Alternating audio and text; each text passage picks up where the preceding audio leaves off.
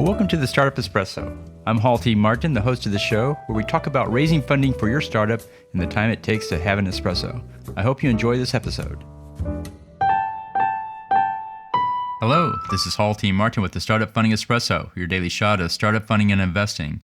I have found a number of investors want to build their entrepreneur community as part of their investment thesis. The most common lament from a startup investor is, I invested my available funds and must wait till I see something return before investing more. This makes it difficult to build an ecosystem as the funds are tied up for a long period of time.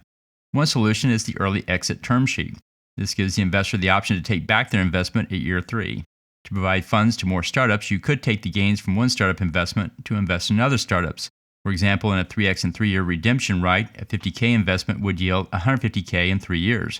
You could divide the $150K as follows. Leave $50K in the startup as equity or debt.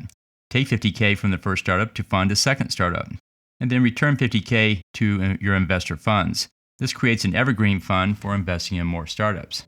Thank you for joining us for the Startup Funding Espresso, where we help startups and investors connect for funding. Let's go start up something today.